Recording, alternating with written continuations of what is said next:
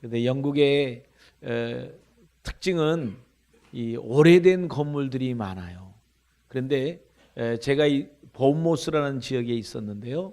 그 보언모스는 이 영국의 남쪽 지역입니다. 그런데 거기에 그 아주 유명한 그 예배당이 있어요. 그래서 우리가 거기를 찾아갔습니다. 우리 아이들하고. 거기 예배당은 매일 예배가 있어요. 매일.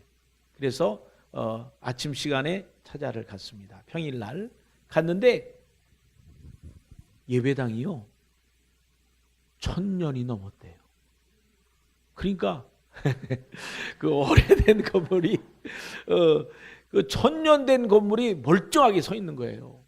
물론 안에는 계속 수리를 해갖고 사는데 안에는 에어컨도 돌아가고 또 온풍기도 돌아가고 다 안에는 그렇게 현대식으로 돼 있는데 바깥에는 돌로 이렇게 쌓아가지고 1000년 된 아주 멋있는 그런 예배당이었습니다. 지금도 있습니다.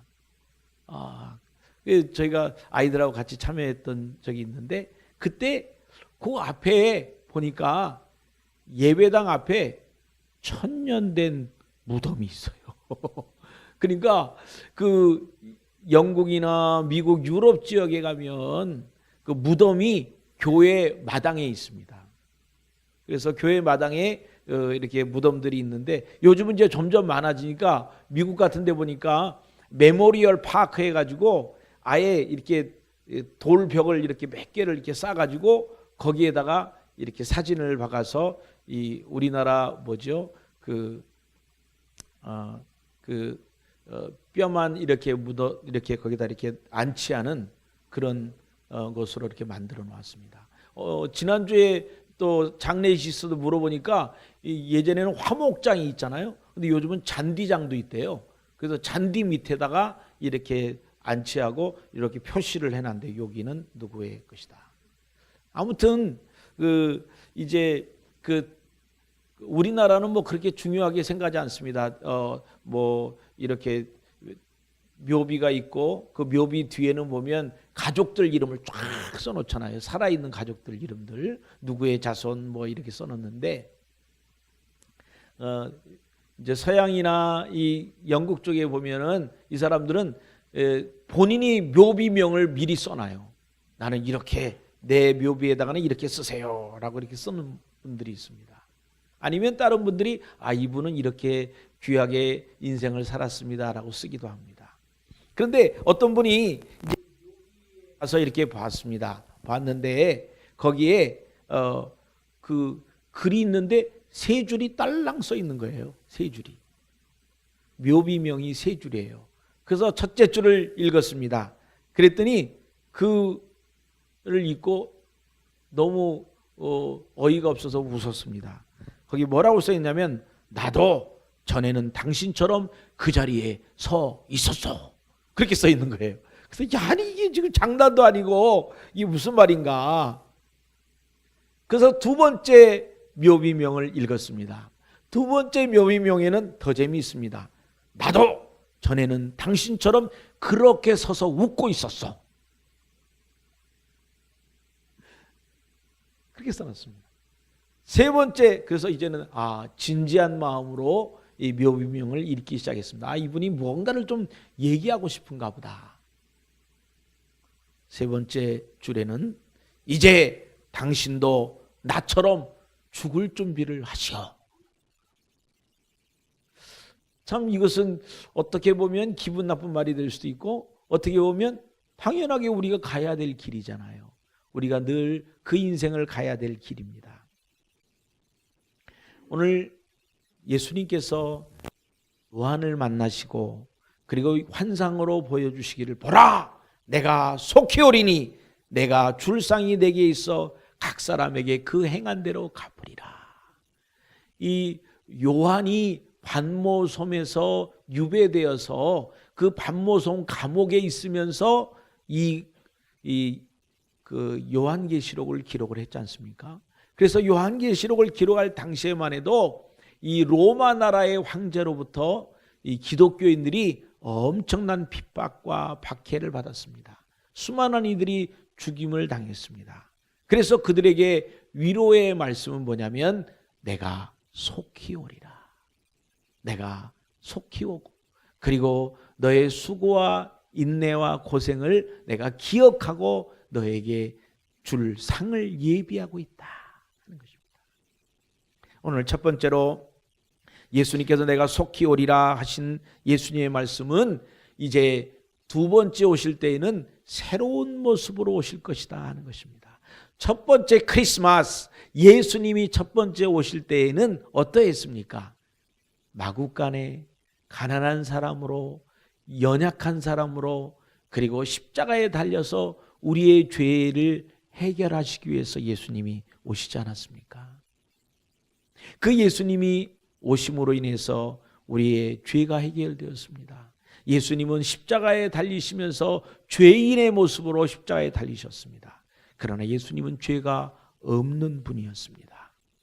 그런데 예수님이 부활 승천하실 때 사람들아 왜 나를 쳐다보느냐? 이제 너희가 본 모습 그대로 내가 다시 내려올 것이다.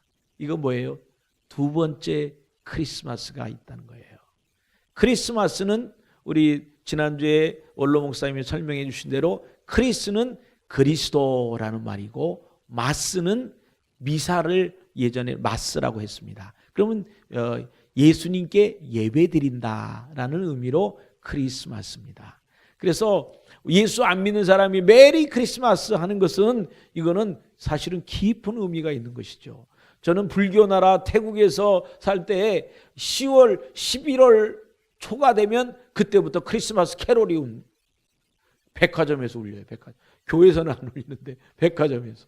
그래서 사람들이 이 크리스마스 노래들을 다 이렇게 들을 수 있고 계속 기억하게 되잖아요. 이게 축복이죠, 사실은.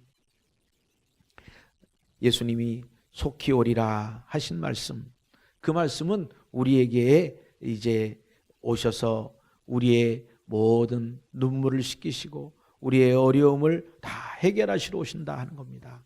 이 독일 히틀러에게 어려움을 당했을 때 아우슈비츠 그 가스실이 있었습니다. 그래서 유대인들이 거기서 가스실에서 이제 기다리다가 이제 가스실에서 죽어가고 했습니다. 그런데 그 유대인들을 수용했던 수용소 감옥에 보면 이런 글이 써 있다고 합니다. 우리는 메시아가 올 것을 믿고 있다. 단지 그의 도착이 좀 늦어질 뿐이다. 사람에게 따라서 다 다릅니다. 어떤 사람은 급하게 예수님이 생각지도 않은 때에 예수님이 찾아오시기도 합니다. 어떤 사람에게는 예수님이 아직 찾아오지 않는 거예요. 저도 10한 2, 3년 전에 검사를 하는데 암이라는 거예요. 그래서 깜짝 놀랐어요. 그러더니 보니까 갑상선 암이야. 그래서 저도 한 12년 전에 수술을 했어요. 근데 수술실에 들어갈 때 보니까 마음이 너무 걱정이 되고 염려가 되더라고요. 여러분, 어떤 집사님이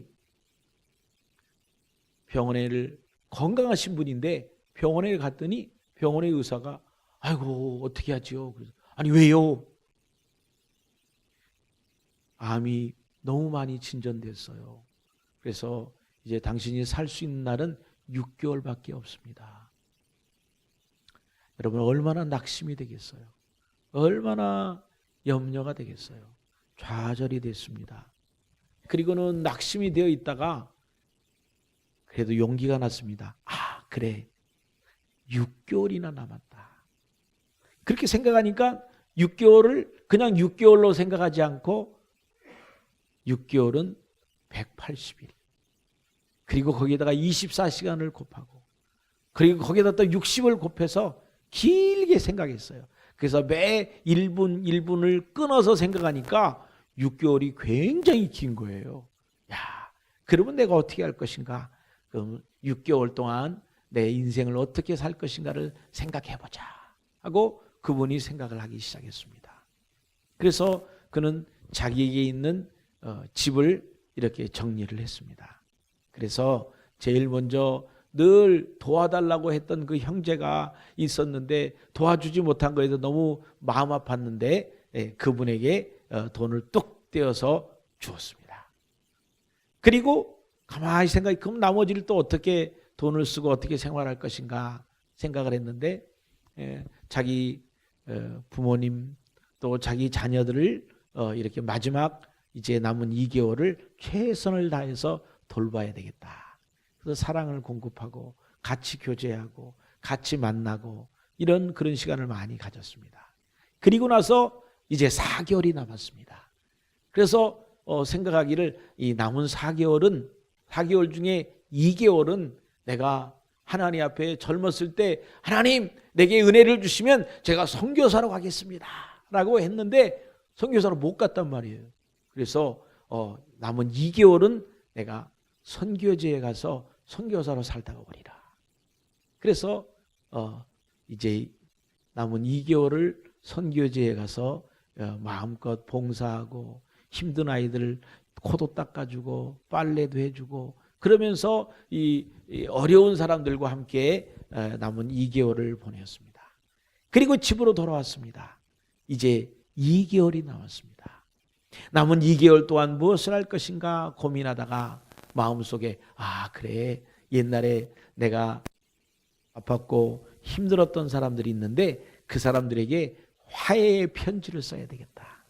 그리고 그 사람들을 만나서 우리가 용서를 빌고 앞으로 잘 지내자. 내가 이제 내 생애가 2달밖에 안 남았지만 당신과의 관계를 생각해서 내가 왔다라고 이야기를 하면서 마음을 이렇게 대화를 하기로 했어요. 그러면서 사람들을 내가 다른 사람 마음을 아프게 했거나 혹시 좀 풀어줘야 될 사람이 누가 있을까라고 하나둘 써봤더니 숫자가 100명이 넘는 거예요. 2개월 동안 이 100명을 어떻게 만나? 그래갖고 시간을 쪼개가지고 낮에도 만나고 저녁에도 만나고 점심때도 만나고 또 그 중간에도 또 만나고 그래서 사람들을 계속해서 만나게 됩니다. 그런데 만나면 얘기를 해요. 나는 이제 2달밖에 못 살아요. 그런데 당신하고 생각할 때 내가 화해하고 싶어서 왔어요. 그렇게 얘기하니까 그 사람이 용서하고 싶은 마음이 없고 화가 났다 할지라도 지금 2개월밖에 안 남았다는데 당연히 용서해야지. 당연히 화해해야지. 그래서 이 남은 2개월 동안 너무 즐거운 시간이 되는 거야. 화해하고 사랑하고 나누고 아주 즐거운 시간이 됐어요. 그러니까 너무 신나가지고 생각을 하는 거야. 그럼 이 사람도 써야지. 이 사람도 써야지. 그래서 사람들을 계속 추가로 하다 보니까 숫자가 점점 늘어나는 거예요. 그래서 더 바쁘게 사람들을 만나고 했습니다. 어느 날 달력을 보다 깜짝 놀랐어요. 남은 2달이 지나가 버렸어요. 지나가 버렸어요. 그래가지고 그러면 어떻게 빨리 병원에 가서 이제 죽을 준비를 해야지. 그래서 병원으로 간 겁니다. 병원에 갔더니 의사가 웬일로 오셨냐고 그래서 당신이 6개월 전에 내가 6개월만 산다고 그래서 그래서 내가 열심히 6개월을 살다가 지금 죽으려고 왔다고. 그랬더니 의사가 이제 예전에 진단했던 것을 보고 이렇게 검사를 했는데 당신이 아팠던 부분이 암이라고 그랬는데 싹 없어졌어요. 하나도 안 남았어요. 우리가 즐겁게 또 이렇게 평화롭게 했더니 그 암 요소가 사라져버려요. 아무튼 그는 남은 시간 6개월을 정말 길게 아주 알차게 보내었더니 남은 6개월이 1년처럼 6년처럼 10년처럼 그렇게 보람있게 보낼 수 있었다 하는 것입니다. 오늘 저와 여러분에게 있어서 마지막은 예수님이 오신다는 그 마지막은요. 어떤 사람에게는 빠르게 오기도 하고 어떤 사람에게는 아주 느리게 옵니다. 오늘 여기 중국의 문화혁명 당시에 감옥에 20년, 30년, 40년을 갇혀 있었던 사람들이 있습니다. 그분들이 나와서 이 사랑하는 후세대에게 영상을 남겼습니다. 우리 잠깐 보도록 하겠습니다. 服刑21年08个月，是在黑龙江与苏联相近，非常的冷，很多人死在黑龙江，只在20年当中，一次也没有病过，不但不死，一切病过。我知道这个工作还没有完，在我身上。我们这些女方关在一间，吵吵闹闹，不会睡觉，没有办法睡觉，最苦就是这一点。等到他们睡下去，我一定要祷告。我祷告，我又跪下来祷告，不跪下来祷告，我又睡不着，又要爬起来跪。等着大家睡了以后，我再偷偷起来跪着祷告，那以后再睡，这样子每一天都是这样，一直到劳改完。在被窝里祷告了，在被窝里祷告，没有圣经，有首诗影响了我。你也知道，那就是那个古旧诗家。我要高举宣扬主诗家，直到在烛台前见覆面，那时听他说忠心仆人，十字架可换公义冠冕。我这唱了又唱，唱出来鼓励我自己。十字架的路是一条用屈辱和痛苦铺成的路，走在这条路上的人，每一步都滴着自己的血和泪。 여러분, 여기 이분의 그 말씀, 사명이 있는 사람은 죽지 않는다. 하나님의 뜻을 목표를 하고 하나님의 뜻을 이루기 위해서 살아가는 사람은 죽지 않는다는 겁니다. 왜냐하면 그 사명에 매여서 그 사명을 이루어야 되기 때문에 사명이 이루어질 때까지는 죽지 않는다. 그래서 그런 사람들은 길게 사는 것입니다. 짧은, 어떤 사람이 볼 때 객관적으로 볼 때 짧은 인생이 될 수 있지만 본인은 충분하게 길게 살고 있는 것입니다. 그런데 어떤 사람은 길게 사는데 너무 짧게 살아. 왜요? 자기 목표를 위해서, 자기의 것을 위해서 살다가 보니까 이 시간 가는 줄을 몰라. 그리고 너무 아까워. 지금 내가 집을 새로 샀는데 좀 더 있다 가야 되는데, 아이고 지금 우리가 우리 자손들이 하는 걸 그것도 봐야 되니까 더 있다 가야 되는데, 너무 아쉬운 것이 많아. 그래서 성경은 주님이 두 번째 오실 때는 도둑처럼 미리 말하지 않고 불시간에 오신다, 그렇게 말했습니다. 마태복음 7장 21절로 23절에 보니까 나더러 주여 주여 하는 자마다 다 천국에 들어갈 것이 아니요 다만 하늘에 계신 내 아버지의 뜻대로 행하는 자라야 들어가리라. 그날에 많은 사람이 나더러 이르되 주여 주여 우리가 주의 이름으로 선지자 노릇하며 주의 이름으로 귀신을 쫓아내며 주의 이름으로 많은 권능을 행하지 아니하였나이까 하리니 그때 내가 그들에게 내가 너희를 도무지 알지 못하니 불법을 행하는 자들아 하리라. 아멘. 여러분, 여기 지금 예수님이 말씀하셨던 사람들은 이 주의 이름으로 선지자 노릇하고 말씀을 가르쳤고 주의 이름으로 귀신을 쫓아내고 주의 이름으로 많은 능력을 행했던 사람이라는 것입니다. 교회의 지도자일 수도 있고 교회에서 큰 역할을 힘있게 감당하는 사람일 수도 있습니다. 그런데 이 사람들의 말하기를 불법을 행하는 자들아 내가 너를 도무지 알지 못한다. 무엇입니까? 하나님의 일을 했는데 하나님을 위하여 헌신했는데 자기의 의의를 위하여 자기의 이름을 위하여 했다는 것입니다. 그런 사람들을 향하여 주님은 말씀하시기를 불법을 행하는 자라 그렇게 말합니다.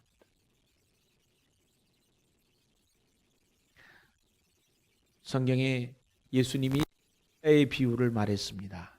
부잣집에 두 아들이 있었는데 한 아들은 아버지 재산을 미리 달라고 해서 그 재산을 가지고 가가지고 외국에 가고 다 탕진하고 다 털어버리고 거지가 돼가지고 아버지한테 돌아와서 하는 말이 아버지 밖에 살다 보니까 돈도 다 없어버리고 일하고 싶어도 일할 데도 없고 이제 굶어 죽게 생겼으니 내가 아버지 집에 아들이 아니라 종으로 일할 테니까 먹여만 주시면 좋겠습니다.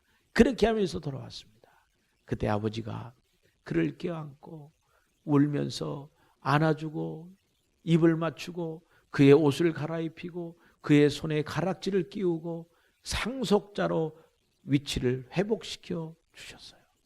그런데 그 사실을 알고 있었던 둘 큰아들이 있었습니다. 이 큰아들이 화가 난 거예요. 아니, 내가 아버지와 함께 있었는데, 아버지 말에 순종하며 오랫동안 아버지한테 이렇게 있었는데, 나는 집을 떠나지도 않고 아버지의 재산을 탕진하지도 않았는데 아버지는 내게 잔치 한번 베풀어 주지 않았던 그 아버지에 대해서 불만이 돼가지고, 아들아 들어가자. 아, 싫습니다. 난 안 들어갑니다. 아버지에 대해서 불만을 가지고 반항을 하는 거예요. 여러분, 어떤 이가 하나님의 사랑을 받고 어떤 이가 하나님의 아버지의 그런 사랑을 받는 자가 되겠습니까? 어떤 이가 아버지의 마음을 잘 아는 자입니까? 오늘 요한계시록 22장 12절에 우리가 보았던 대로, 보라 내가 속히 오리니 내가 내게 줄 상이 있어 각 사람에게 그 행한 대로 갚아주리라. 우리가 하나님을 위해 선한 일을 하고 하나님을 위해 일을 한다 할지라도 그 일이 얼마나 많겠습니까? 그러나 하나님은 우리가 하나님에 가까이 서서 하나님과 더불어 하나님의 마음을 시원하게 하고 기쁘게 하는 그런 하나님의 자녀가 되기를 원하는 것입니다. 우리가 그렇게 살아드릴 수 있기를 바랍니다. 우리가 그런 인생이 우리에게 열릴 수 있기를 바랍니다. 두 번째로 보니까 예수님께서 내게 속히 오리라 하신 말씀은 내가 너희에게 줄 상이 있다 하는 것입니다. 상이 있다. 여러분, 우리에게 무슨 상이 있습니까? 우리가 행한 대로, 우리가 이 땅에서 행한 그대로 우리에게 상을 주시겠다, 그렇게 약속을 하셨습니다. 히브리서 11장 24절로 26절에 보니까 모세에 대한 이야기가 나옵니다. 믿음으로 모세는 장성하여 바로의 공주의 아들이라 칭함을 거절하고 도리어 하나님의 백성과 함께 고난받기를 잠시 죄악의 낙을 누리는 것보다 더 좋아하고 그리스도를 위하여 받는 수모를 애굽의 모든 보화보다 더 큰 재물로 여겼으니 이는 상 주심을 바라봄이라. 아멘. 모세는 비록 양자이지만 공주의 아들로 자라났습니다. 사도행전에 보면 모세는요, 궁전에서 그 왕가가 받을 수 있는 최고의 교육과 최고의 훈련을 받았습니다. 그래서 그가 할 수 있는 것은 최소한 애굽 나라의 장관이 되는 거 아니겠습니까? 그런데 모세가 그것을 버리고 이스라엘 백성들과 함께 있고 그리고 바로의 군대와 적이 되어서 쫓기는 신세가 되었습니다. 광야에서 이스라엘 백성들의 그런 반항과 이스라엘 백성들의 반대와 또 어쩔 때는 돌에 맞아 죽을 뻔한 그런 일이 있을 정도로 험난한 지도자의 생활을 모세는 보내었습니다.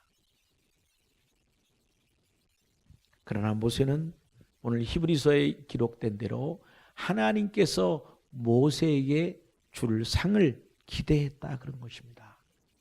오늘 저와 여러분에게 이제 주실 상이 있습니다. 하나님께서 저와 여러분에게 각자에게 맞는 상을 준비하고 계신다는 겁니다. 여러분들이 하나님 앞에서 정말 힘들고 어렵게 인내하며 참고 그리고 용서하고 그리고 사랑을 베풀었던 이 모든 것들을 주님은 기억하고 계시고 그것을 상으로 갚아주신다 하는 것입니다. 세 번째로 보니까 내가 속히 오리라 하신 그 말씀 가운데는 우리가 행한 대로 갚아주리라. 이 갚아준다는 것은 무엇을 의미할까요? 아니 우리가 하나님의 은혜에 감사하여서 하나님 앞에 봉사하고 헌신했는데 하나님은 그것을 빚을 진 것처럼 다시 우리에게 갚아준다 하는 것입니다. 이것은 하나님의 은혜이고 하나님의 사랑인 것이죠. 요한계시록 22장 20절로 21절에 보니까 이것을 증언하신 이가 이르시되 내가 진실로 속히 오리라 하시거늘 아멘. 주여 어서 오시옵소서. 우리 예수의 은혜가 모든 자들에게 있을지어다. 아멘. 여러분, 예수님께서 말씀하시기를 이제 내가 속히 오리라. 내가 상을 준비하고 있다. 너희를 위한 상을 특별하게 준비하고 있다 라고 말할 때 우리가 대답해야 될 것은 무엇입니까? 아멘. 주여 오시옵소서. 그렇게 반응하고 그렇게 표현해야 하는 것입니다. 하나님께서 저와 여러분들에게 놀라운 기회를 주십니다. 하나님 앞에 나와서 하나님의 사랑을 경험할 수 있는 기회를 주십니다. 요한계시록 21장 4절에 보니까 모든 눈물을 그 눈에서 닦아주시니 다시는 사망이 없고 애통하는 것이나 곡하는 것이나 아픈 것이 다시 있지 아니하리니 처음 것들이 다 지나갔습니다. 여러분, 믿는 성도들의 고난과 고통은 다 끝났습니다. 그래서 주님 우리 눈에서 눈물을 씻겨주신다. 어려움을 당하고 힘든 그런 상황 가운데 있는 사람일수록 하나님의 위로가 더 크게 느껴지는 것입니다. 근데 어려움을 당하지 않고 그냥 평탄하게 있는 사람은 위로의 말을 해도 그런가 하고 지나가는 거죠. 그런데 정말 내가 어렵고 힘들면 그 힘들 때에 안아주시는 예수님의 그 손길, 예수님의 눈길, 예수님이 우리를 만나주시는 것, 그것 자체가 우리에게 크게 위로가 되고 격려가 되는 것입니다. 하나님 앞에 이제 22장 3절로 5절에 보니까 다시 저주가 없으며 하나님과 그 어린 양의 보좌가 그 가운데 있으리니 그의 종들이 그를 섬기며 그의 얼굴을 볼 것이요 그의 이름도 그의 이마에 없겠고 등불이 쓸데없으니 이는 주 하나님이 그들에게 빛이심이라 그들에게 세세토록 왕노릇하리라. 아멘. 아멘. 여러분, 우리에게는 다시 이제 저주가 없습니다. 이제 우리에게는 다시 고통이 없다는 것입니다. 이제는 우리가 하나님의 얼굴을 볼 것입니다. 이제는 우리가 등불이 필요가 없어요. 이제는 햇빛이 필요가 없어요. 하나님께로부터 내려오는 그 강력한 빛이 있기 때문에 이제 그 빛에 의해서 우리가 살아가게 된다 하는 것입니다. 이제는 우리는 세세토록 왕노릇할 것이다. 그동안에 이 세상에 있는 동안에 우리는 종처럼, 이 세상에 있는 동안에 우리는 때로는 불쌍한 사람처럼, 연약한 사람처럼 지냈지만 우리가 하나님 앞에 나오면, 하나님이 우리와 함께 하시면 이제는 우리는 왕처럼, 우리에게 있는 저주가 다 끝나버리고 왕처럼 우리는 그런 권위를 가지고 왕 노릇을 하게 될 것이다. 이게 놀라운 축복입니다. 우리가 이 상에 대해서 얘기할 때 약간 혼란스러운 일이 있을 수 있습니다. 상을 많이 받고 조금 받으면 하늘나라 가가지고 시기와 질투가 생겨갖고 싸우면 어떻게 하나. 상을 많이 받고 적게 받으면 하늘나라 가서도 슬픔이 있는 게 아닌가? 이렇게 생각할 수 있습니다.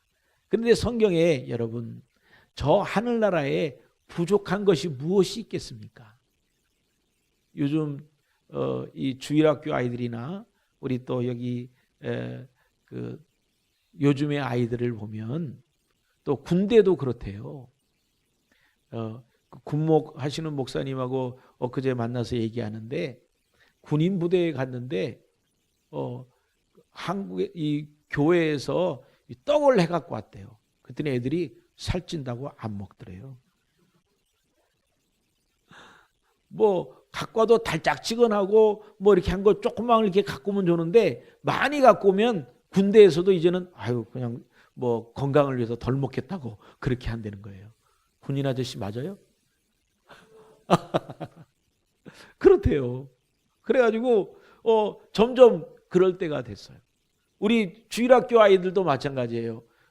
이번에 이제 졸업생들 시상을 하자. 또 뭐 개근한 사람 시상을 하자. 그래서 우리가 이제 의논을 했어요. 우리 선생님들이랑 그러면 상을 뭐를 줄까요?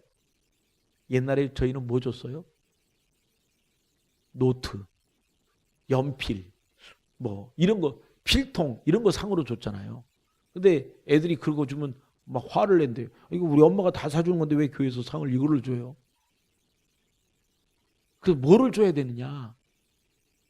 결국은 상품권을 주는 거예요.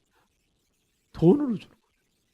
우리 구역장님들도 마찬가지예요. 애들이 아니라 어른들도 구역장님들 구역장 우리 우수 구역을 시상을 하려고 그런다. 그래가지고 이번 31일 날 시상을 하려고 하는데 뭐를 줄까요? 그랬더니 우리 지난번에도 저기 금일봉으로 줬습니다. 금일봉이 최고 좋습니다. 뭐니 해도 머니가 최고입니다. 시대가 저 어렸을 때는요 연필 그것도 고무가 붙어 있는 것도 아니고 양쪽으로 다 이 연필로 돼 있는 거 그거 주면 막 그거 받으려고 막 쫓아가고 막 그랬거든. 면도칼. 그런데 또 이거 연필로 갖고 돌리는 거 이거 하면 뿅 가는 거지. 근데 시대가 계속 바뀌고 있어요. 왜냐하면 풍족하니까. 여러분 하늘나라에는 이 우리나라보다 더 풍족하지 않겠습니까? 부족한 것이 뭐가 있겠어요? 상으로 준다면 무엇을 상을 주겠어요? 면류관에다가 보석을 하나 더 붙여줄 거예요? 똑같은 거예요. 그럼 하늘나라에서 상은 무엇이겠느냐? 예수님이 우리의 슬픔을 알아주는 것. 그게 상이에요. 우리의 아픔을 알아주는 것. 그리고 우리를 안아주면서 그래 너무 힘들었지. 그래 얼마나 힘들었냐. 너 힘들 때 나도 힘들었다. 그 말을 들으면 눈물을 쫄 흘리면서 이제까지 가졌던 슬픔들 힘들었던 일들 다 눈 녹듯이 사라지고 예수님 감사합니다. 오늘 여기 예수님의 자녀가 되어졌고 우리는 상속자가 되어졌다 그랬습니다. 여러분 하나님의 상속자가 되어졌고 하나님의 아들이 되어졌다고 하는데 그것보다 더 큰 상이 어디 있겠어요? 우리가 학교에 새로 이렇게 들어가면 선생님들이 이렇게 학생들을 보잖아요. 그럼 학생들은 어떻게 하든지 선생님 눈에 들으려고 머리도 막 이상하게 하고 그래서 선생님이 자기를 한 번 더 봐주기를 원하고 뭐 그러잖아요. 저는 정말 땀을 뻘뻘 흘렸던 기억이 있는데 우리 집사람이 없지. 근데 중학교 때 제가 정말 짝사랑하던 선생님이 있었어요. 그 선생님 이름은 고봉자 선생님이에요.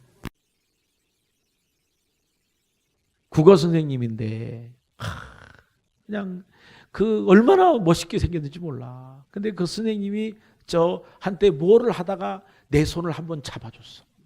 전기가 와가지고 식은땀이 흐르고 선생님이 내 손을 잡아줬다. 그 생각이 나요. 오늘 하나님께서 저와 여러분을 만나주셨어요. 그리고 하나님이 우리의 이름을 기억해줘요.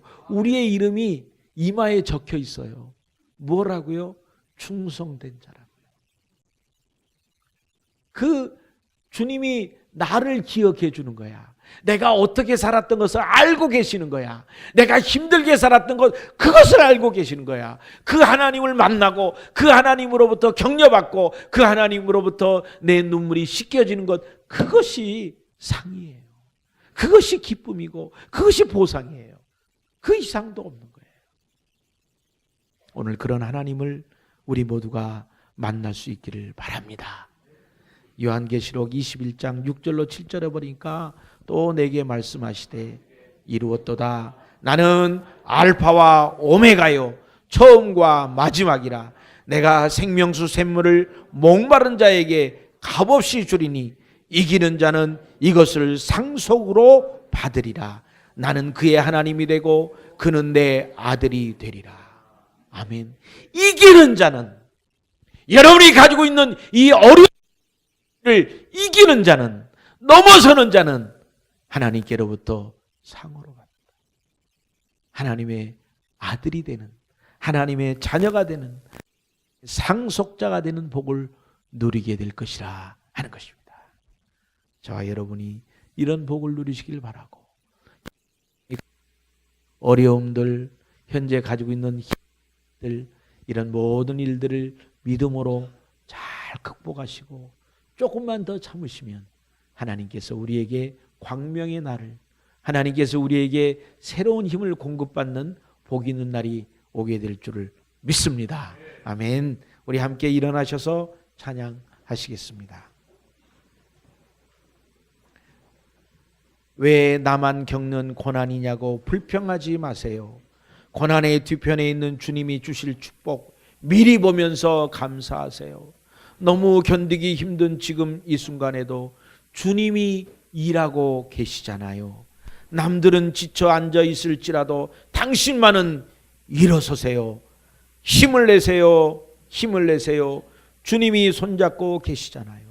주님이 나와 함께 함을 믿는다면 어떤 역경도 이길 수 있잖아요. 2018년도를 힘들게 보내고 계시는 분들, 예수님의 손을 꽉 붙잡으세요.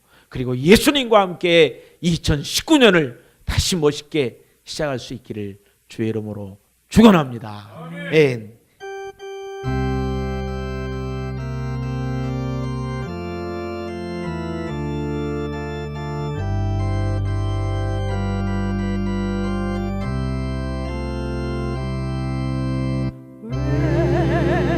나만 겪는 고난이냐고 불평하지 마세요.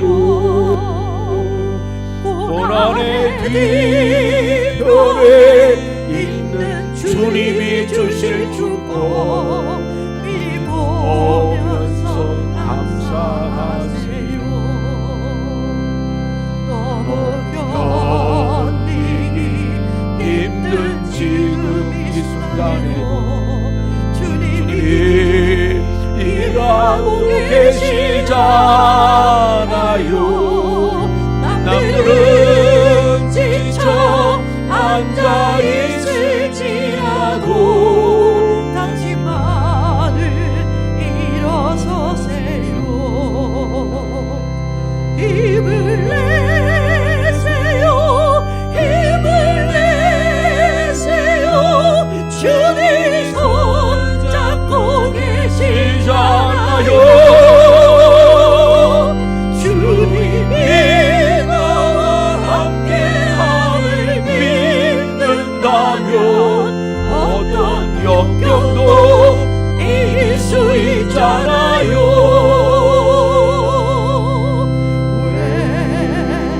왜 이런 슬픔 찾아왔는지 원망하지 마세요.